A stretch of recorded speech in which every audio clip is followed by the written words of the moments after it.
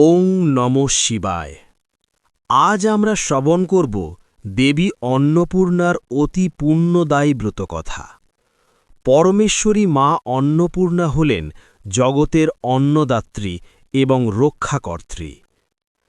একদা কৈলাস শিখরে মহাদেব এবং মা পার্বতীর মধ্যে এক কৌতূহলপূর্ণ আলোচনা শুরু হয়। মহাদেব পার্বতীকে পরীক্ষা করার জন্য বলেন যে জগতের যা কিছু আছে সবই মায়া বা মিথ্যা, এমনকি আমাদের জীবনধারণের জন্য প্রয়োজনীয় অন্ন ও মায়া। মহাদেব: হে দেবী, এই জগৎ মায়াময়, অন্ন সেই মায়ারই অংশ, তাই অন্নের প্রতি আসক্তি ত্যাগ করাই শ্রেয়। মা পার্বতী: হে প্রভু, অন্ন কেবল মায়া নয়, অন্নই প্রাণ, অন্ন ছাড়া জগতের স্থিতি সম্ভব নয়।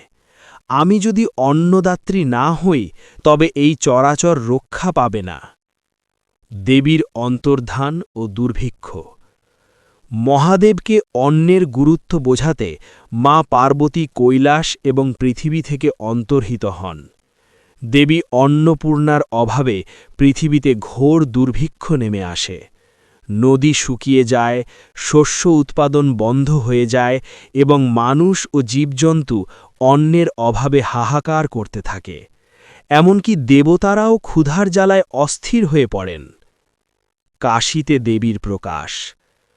দয়াশীল মা যখন দেখলেন পৃথিবী ধ্বংসের মুখে, তখন তিনি বারাণসী বা কাশীধামে মা অন্নপূর্ণা রূপে আবির্ভূত হলেন। তিনি সেখানে এক ভাণ্ডার স্থাপন করলেন, যেখানে অন্ন কখনোই শেষ হয় না। চারিদিকে এই খবর ছড়িয়ে পড়লে ক্ষুধার্ত প্রাণীরা দেবীর চরণে এসে অন্ন ভিক্ষা করতে থাকে। দেবী হাসি মুখে সকলকে অন্ন দান করেন। অবশেষে দেবাদিদেব মহাদেব বুঝতে পারলেন যে দেবী পার্বতী প্রকৃতির শক্তি এবং অন্ন ছাড়া জীবনের অস্তিত্ব অসম্ভব। ক্ষুধার জ্বালায় কাতর হয়ে স্বয়ং মহাদেব ভিক্ষাপাত্র হাতে দেবীর দ্বারে উপস্থিত হন।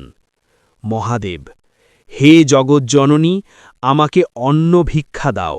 আমি বুঝতে পেরেছি যে তুমিই অন্নদাত্রী, তোমার কৃপা ছাড়া এই সৃষ্টি অচল।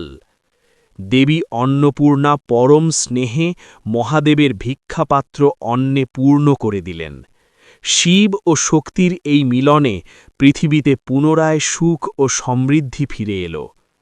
যারা নিষ্ঠার সাথে মা অন্নপূর্ণার এই ব্রতকথা পাঠ বা শ্রবণ করেন, তাদের গৃহে কখনোই অন্নের অভাব হয় না।